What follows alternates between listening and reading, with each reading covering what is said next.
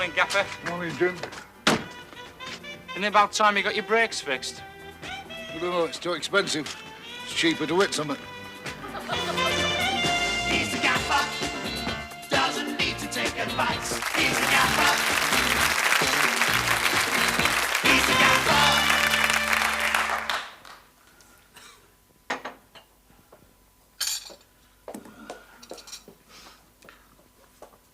Oh, I'll kill that cat. This tea tastes terrible, Betty. I know. Why do you think I don't drink it? Thank you. Are we using different tea bags? No, it's the water. It's a special brew they send round to people what don't pay their rates. I can reach you with it from here, you know. Come in. Can you see a union deputation, Gaffer? Oh, not again, Harry. I'm up to my ear holes. All right, wheel him in so I can say no straight away. Right, I'm wheeled in. What, you mean you're it? I'm the only one that's turned up for work so far. Well, at least the vote would be unanimous. All right, what's it all about? I don't quite know how to put it. I bet it's got something to do with the redistribution of wealth. How did you guess? I'm psychic. Look, I'm sorry, Harry. Oh, I hope there's not going to be another sob story, Gaffer. My hanky's still wet from our last haggle. There's going to be no haggling, Harry. You've had the limit. We've had nothing. I know, that is the limit. I'm sorry, Harry, I've had my instructions. Who from? From a gentleman by the name of Andrew S. Williams. Who's he? The Secretary of State for overdrafts. Well, at least he's always writing to me about the state of mine. Who is he? My bank manager. Ah, come on, Gaffer. You know the rules of the game. You make me a miserable offer, I fall about laughing in quadruplets. You scream in agony, and then we split the difference to what we reckoned in the first place. Come on, you can afford it. You must be making a small fortune with the work we're turning out at the moment. There's only one way to make a small fortune in business these days, Harry. And start with a large one and lose half of it. Look, in a few weeks' time, when we finish this contract, I might be able to afford it. Well, my missus reckons you can afford it now. Now, will you go and tell your missus that you can't get blood out of a stone? Otherwise, they'll have black pudding factories all over Mount Everest. No! You try telling her when your wife turns up wearing a new fur coat at the Conservative Coffee Club, which my missus is cheerleading wearing her mock rabbit. Thank you, Betty. Just keep out of it. Look, Harry, I'll tell you what I'll do. I will accept no more IOUs. We all know from experience they are not worth the blood they are written in. You're always talking about workers' participation. I was just going to suggest that I give you and the lads a few shares in the firm. We will accept nothing that they don't take at the supermarket checkout. Ye of little faith. The shares will be security against your pay rises. Then in a few weeks' time, when my bank account gets a kiss of life, I'll buy them back. Go on. Well, in the meantime, you can tell your missus you are now a shareholder in this thriving company. She'll be so busy practicing her one-upmanship on my missus, she'll forget to assault your eardrums. Yeah, that could work, I suppose. She's always rather fancied herself as a top executive type with a long cigarette holder and short board meetings. You know, Harry, you and your missus are so different. It beats me how you ever came together. Well, I was in the Lads for Labour mob, flogging copies of the Workers' Weekly, and I asked her if she supported socialist youth. She said, judging by the taxes she paid, she supposed she supported damn near everybody. You know, you make her sound like a truss.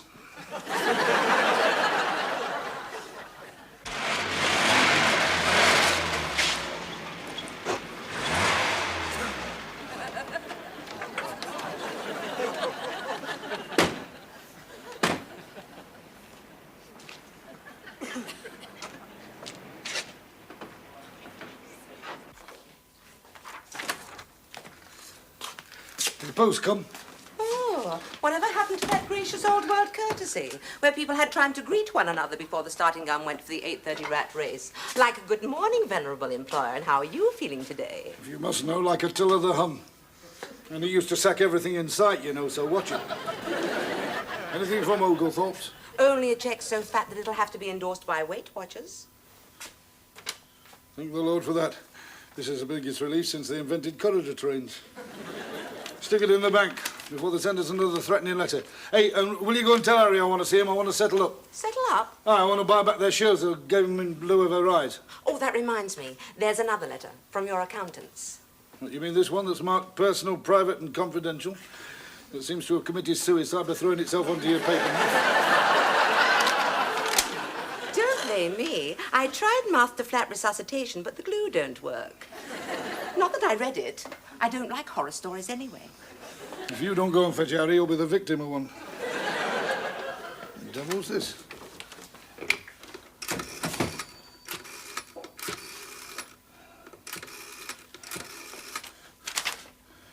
Come on. Dobson's? Ah, is that Brownlow? Fred Moffat, Moffat Engineering. I've just received your letter about Mrs. Petty, my mother-in-law.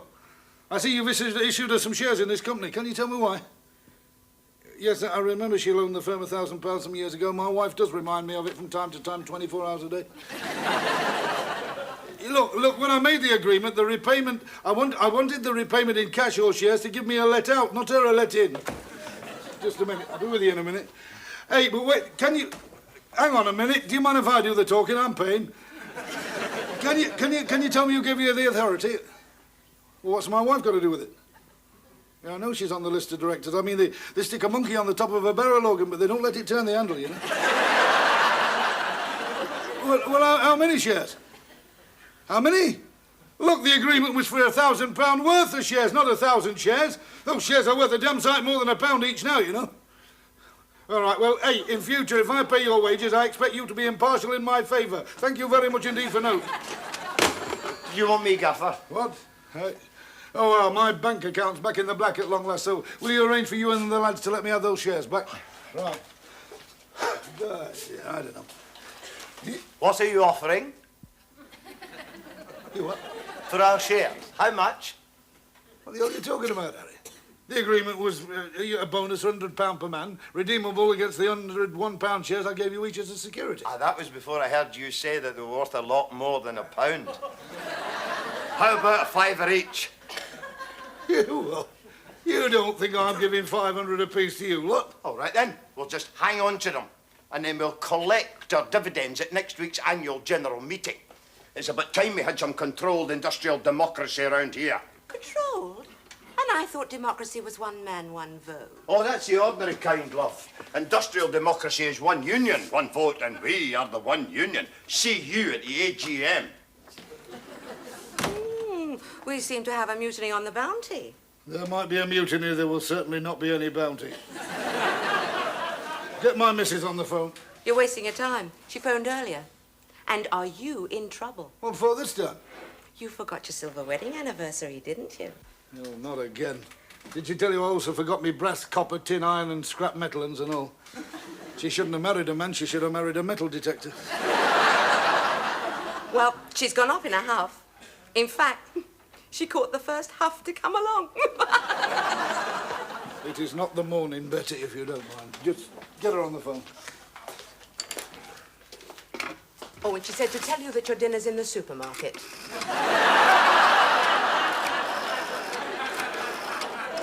That means another session of bird's nest and chips.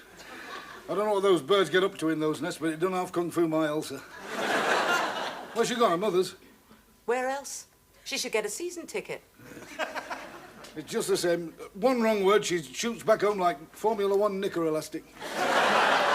Your mother-in-law. Is there any way I can feed this into the main supply? Hello, Mrs. Petty. It's Fred. The man that married your daughter, yeah. Could I have a word with her? No, I want to ask her one or two things like... Well, you know, things like... Is that orange stuff she's left in the fridge brown custard or yellow gravy?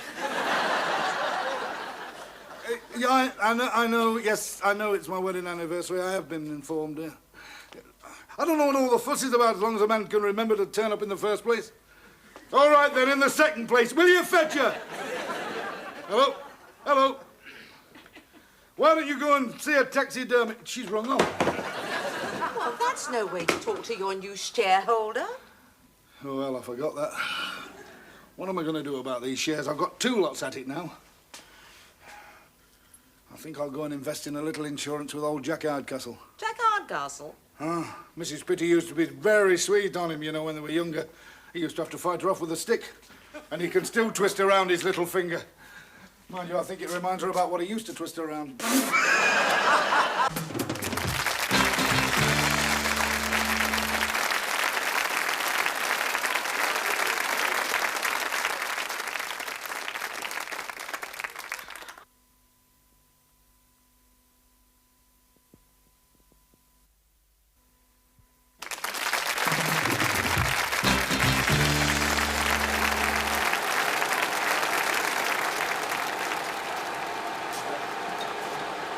Oh, and Jack, me old love. Hi, Gaffer.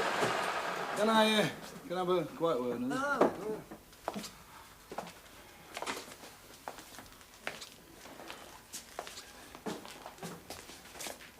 Oh, How do you fancy having a few days off? hey, you're not trying to make me redundant, are you? I can still manage an 8-hour day, I knows. Oh, I'm sure you can. And an 8-hour night from the tales I hear about the Senior Citizen Centre. You still chase the girls about a bit together? Aye, but only downstairs and in bungalows. Limits, mate. My mother-in-law's always on about you, you know. I believe you know her, Maggie Petty. Like Barnsley Coke gas oven on Whip Thursday. I know what you mean. She fancies you, you know. Listen, I'm telling you, she never stops going on. Why don't you go round and see her? I've barely time for me ferrets as it is. No, I don't. That's what I meant. I meant in working hours, you see. I've heard she's trying to buy herself into the firm, and I'm a bit worried. I mean, you know what she like. You know what she'd do? By gum, aye. She'd have lace curtains at all the windows, scrub floors, clean towels. Place wouldn't be fit to work in. What do you want me to do? Well, just, you know, go and shut her up a bit. Turn on the old charm, you know what I mean? See if you can find out exactly what she's up to. Be a sort of secret agent. Oh, that's right, the sort of James Bond of the geriatrics, eh? Licensed to thrill and all in the firm's time. Make it a firm's double time and you're on. Oh, God, you're at it as well. All right, look, I tell you what. Before you go, get yourself one of those oxyacetylene torches. What the hell for? She's just had some new corsets fitted.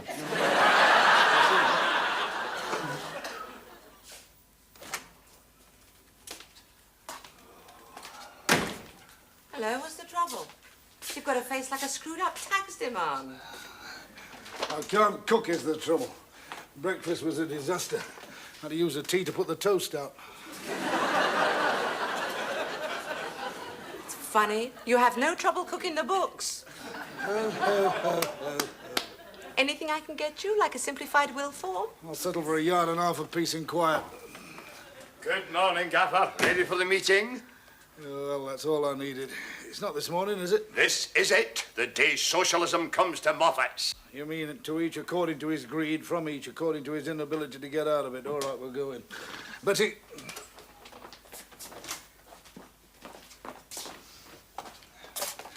Whack round the balance sheet. There's only going to be 3 of us. Betty will take the minutes. What's all this guff? It's highly expensive, Gaffer. It shows we pay our accountants so much we can't really afford to employ them. Chairman's report, eh? Yes. The chairman's report is the same as last year, which was the same as the year before that. This year's fiasco, following last year's chaos, won't seem so bad when we get next year's cataclysm. Did he say that? No, but I refuse to type cock up 3 times. Betty, can we cut the pantomime and get back to the drama? Where does it say how much lolly we get? What is this? The directors do not recommend payment of a dividend? Does that mean to say we get nothing? For God's sake, there's nothing to get, Harry. Don't you read the balance sheet? Net profit £151. From that, the government grab over 50 odd. I mean, it's hardly worth handing out. £150 profit in the work that we are turning out? Come on, there's a fiddle going on here somewhere. Wait a minute. What is this? Chairman and managing director's fees?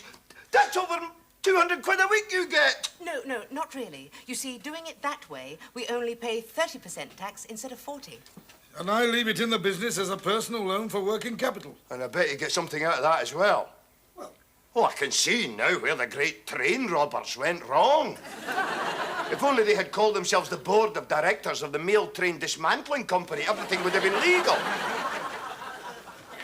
Am I late? Oh, come on in, Jack. Oh, shove off, you old clown. Sure, it was decided by democratic decision. I represent the workers. You just sit where you are, Jack. You're a shareholder. You've got every right to be here. How did your tete-a-tete with you know who go?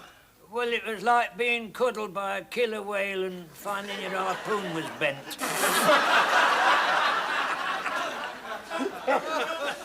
But she's given me full authority to vote her shares how I want. Thank you very much indeed, Jack. And I'm supporting Harry. You what? If he's supporting me, what about it, Harry? Shall we vote ourselves on board? Oh, for the kind of fees they get, I could even stand you. What are you talking about, Jack? This is the fellow who changed your door chimes to play the red flag. You can't vote with him against me. I'm banging my head against retirement age, and I'm not looking forward to seeing Jack and Ori with the home help. What the hell's that got to do with it? You gaffers don't have to retire, do they? And it's my only chance to be a gaffer. But don't worry, we'll need you as manager to run the thing. Thank you very much indeed. Just before you two get completely carried away and drunk with power, remember my wife's shares and mine still keep me in control. I hate to tell you, but Mrs. Moffat gave me her proxy as well. Whatever you did it in spades. I think you're going to remember forgetting your silver wedding. I move this meeting closed. Come on, let's go and check that the new bosses are not slacking. I'll have that pair gelded. What does that mean? It's something unkind they do to horses. What about how could my missus join them against me? Well, it's your own fault for forgetting a wedding anniversary. I'll give her a silver wedding present. I'll have her mouth wired up. I think I'll go round the pub and have a large strychnine. Hey, while I'm out, get in touch with that union fella. Tell him I want to see him outside the main gate in an hour's time. What, Wagstaff? What on earth for? If you can't beat 'em, join 'em. And then beat 'em. I'm going on strike.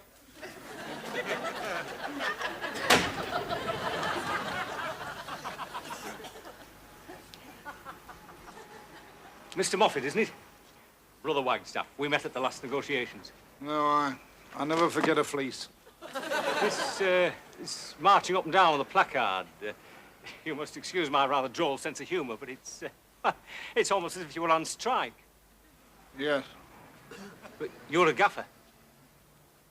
What's that got to do with it? No law says a gaffer can't go on strike. Come now, there must be. I'll check my back copies of the Labour Party manifesto. I can't see them overlooking a thing like that.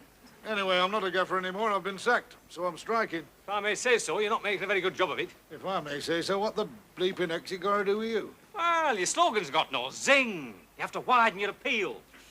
You should have got in touch with the union. We use our own script writers. I've heard everything. Right, you've talked me into it. I'll join the professionals. Pardon? You mean you want to join the union? Oh, why not? I'm a skilled worker who's been unfairly dismissed. Yes, but it's not that easy. Anyway, we haven't got a managing director's section. Well, I don't want it to be permanent, do I? I mean, once you've got rid of that power-mad lot and call themselves my workers, I'll resign and claim a rebate on my union dues. Have I got this right? You wish to join our union so that it will act against other union members for achieving the proletarian takeover the union's always advocated. That's right, because they are now the bosses and I'm the worker, so you must support me against them. And then you resign, leaving the union with no members, the ex-members with no jobs. You're the only one to get anything. I knew I could rely on you. You cannot get married again at your age. But she's got a lot of shares. Shares, you're money mad, you Tory twit. Oh, Brother Wagstaff. Oh, mixing with the opposition without the benefit of having a lawyer present, that's a bit risky. Brother Moffat has applied to join the union. Hey, what? Do you expect us to welcome free enterprise Fred into our midst? I would sooner share tight trousers with a frisky ferret. Well, You agree, then? He wants you slung out for joining the bosses. Put me... No. I have simply redeployed as boardroom convener of the new Moffat Cooperative. Oh, no, you're not. We're having no closed boardroom in no co-op. I'll be at main gate, picketing. Hey, you just wait your turn. I'm using that pitch. What is this? We cannot have management pinching our picket line. You find yourself another pitch. Talking about you are management now, you great haggis. I don't care. That pinch out there, it is holy ground. And your feet have worn most of the old. And who drove me to it? You big fascist hyena! The blood of the workers has not been shed. Marxist slogan shall be carried. We shall never... Shut up until we find an interpreter. You can all shut up. We'll have to have a rota. We'll put the 4 names into art. Who's yells the fourth? Me! Do you have any idea how much unpaid overtime I have to put in? When everybody else's joint is sitting, I'm speeding up go slows to full stops, and there's no union secretaries union. I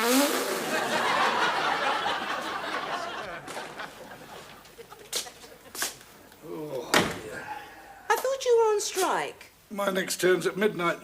What do you mean, turn? It's like Strikeaholics Anonymous out there. They're all at it. Even young Ginger's joined in now with his demands. Mind you, some of them are a bit ridiculous. I mean, you'd never get a double bed between those lathes. Well, that lad's just frustrated. You see, his girlfriend refused him on religious grounds, and she still said no when they came out of the churchyard.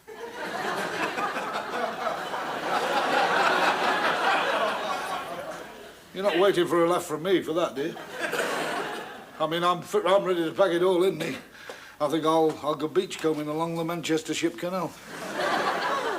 Don't quit just when you're losing. I mean, who knows? Something could turn up at any second. Or even sooner. Hello, Moffat Engineering. It's your wife. Oh, surprise, surprise. Hello, dear. How'd you get away? You tunnel out of the attic whilst your mother was at her boxing lessons? On your way home, what for? No, of course, I'm delighted, but what made you change your mind? Oh, really? Oh, I see. Aye, all right. Well, no, don't worry about that. With your shares and mine, there'll only be one gaffer again round here. Yes, I'll see you later then. Dotty Pot. Dotty Pot? No, it's not a term of endearment I use without a couple of tankards of foaming brain anaesthetic, but she feels in need of a bit of comfort, I think. She just had a phone call for some woman reporter on the Mercury, talking about the coffee club meeting. She said, was it true that Harry's wife was going to give a talk on how to help your husband become chairman and managing director? That's all it needed. She's on her way back home like an intercontinental ballistic milk float. So the Moffat mutiny is over. Well, now try spoiling her a little. I mean, we women may be noisier than continental quilts, but we're still a marvellous invention. Yeah, I'll do something a bit special. I'll go and buy a bottle of that untrodden Swaziland claret we both like. Well, I like the price. She likes the bottles to make table lamps. She'll be underwhelmed, underjoyed, and under no illusions. I tell you something, this next 5 minutes could finish up in the Guinness Book of Records. It'll be the first board meeting ever held on a picket line. Oh, by the way, Betty, I happen to know there are no women reporters on the Mercury. There are strict rules, you know, about personal phone calls from this office. If it happens again, I shall have to stop it out of your wages.